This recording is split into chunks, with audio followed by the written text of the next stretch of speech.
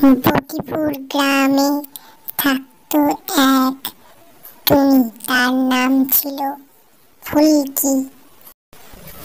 ফুলকি ভালোবাসতো নদীর স্রোত দেখতে, তাই সে প্রতিদিন নদীর ধারে গিয়ে এসে বসে। নদীতে মাছেরা খেলা করত, নদীর স্রোত বয়ে যেত, তার দেখতে খুবই ভালো লাগতো, তাই সে প্রতিদিন নদীর ধারে এসে বসে থাকতো। আর এক ছিল বল্টু। সে প্রতিদিন ওই পথেই কাজে থেকে বাড়ি ফিরত। বাড়ি ফেরার পথে সে হঠাৎই একদিন ফুলকিকে দেখতে পায় এবং দেখে থমকে দাঁড়িয়ে পড়ে, কারণ ফুলকি ছিল খুবই সুন্দরী দেখতে। বল্টুর প্রথম দেখাতেই ফুলকিকে পছন্দ হয়ে যায়। বল্টু ফুলকির কাছে এগিয়ে যায়। তারা দুজন দুজনাকে দেখতে থাকে। তুমি কে? কি করছো এখানে? বল্টু উত্তর না দিয়ে এক দৃষ্টিতে ফুলকির দিকে তাকিয়ে থাকে। আমি আমি বল্টু। তুমি খুব সুন্দর দেখতে, এত সুন্দর আমি এর আগে কখনো দেখিনি। এই বলে বল্টু চলে যায়।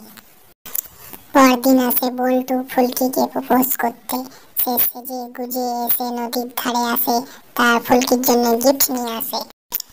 বল্টুর প্রপোজাল ফুলকি গ্রহণ করে এবং তারা ঠিক করে তারা দুজন বিয়ে করবে। তুমি আমাকে প্রথম এখানেই দেখেছিলে, তাই আমি ঠিক করলাম এই নদীর ধারেই আমি বিয়ে করব। বল্টু তারপরে সে একটা সুন্দর নিজের হাতে ঘর তৈরি করে ফেলে। বুঝলে বউ, আজ থেকে আমরা এই নতুন ঘরে দুজনে থাকবো।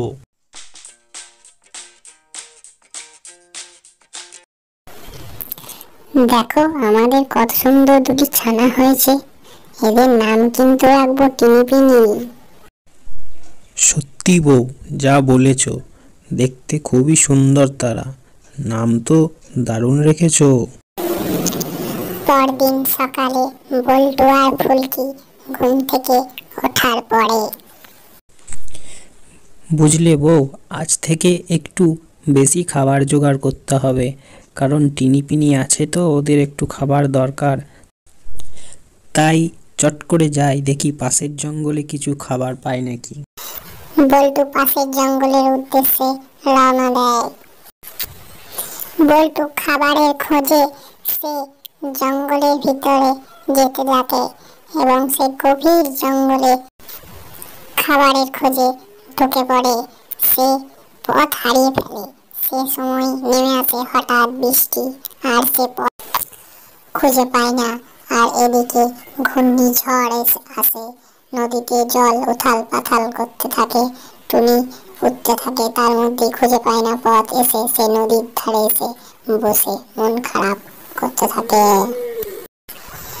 নদীর ধারে ছিল একটা গাছ, সেই গাছে থাকতো পটি। সে বল্টুকে দেখে নেমে আসে নিচেতে।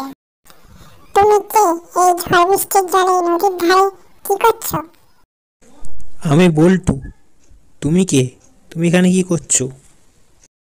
আমার নাম পটি, আমি এই গাছেই থাকি। তোমাকে দেখে তো মনে হচ্ছে না তুমি এই জঙ্গলে কেউ।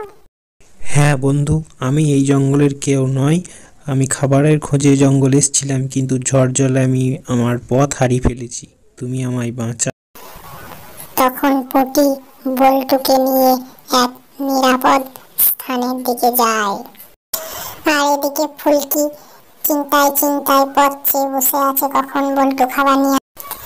বল্টু রাস্তায় দেরি হওয়ায় সে এদিক ওদিক খোঁজ করতে থাকে। সে নদীর ধারেও গিয়ে দেখে, সেখানেও বল্টু দেখতে পায়নি।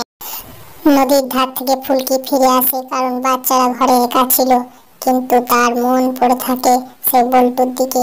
সে আবার খোঁজ করতে বেরিয়ে পড়ে। সে দেখে এদিক ওদিকে কোথাও পায়নি। সে ভেবে দেখে একবার জঙ্গলের ভিতর থেকে ঘুরে আসা যাক। সে জঙ্গলের ভিতর দিয়ে খুঁজতে যায় বল্টুকে। জঙ্গলের ভিতরে পটির সঙ্গে দেখা হয়। ফুলকি যখন বল্টুর বর্ণনা দেয়, তখন পটি তাকে ফুলকিকে নিয়ে সে বল্টুর কাছে নিয়ে যায় ফুলকিকে। ফুলকি বল্টুকে দেখে খুবই খুশি। তারা দুজন কথা বলতে লাগে। এই পুটি দেখে তাদের কথা দেখে বুঝতে পারে তারা দুজন স্বামী স্ত্রী এবং সে খুবই নিশ্চিন্ত হয় পুটি তার হাতে ফিরিয়ে দিয়ে।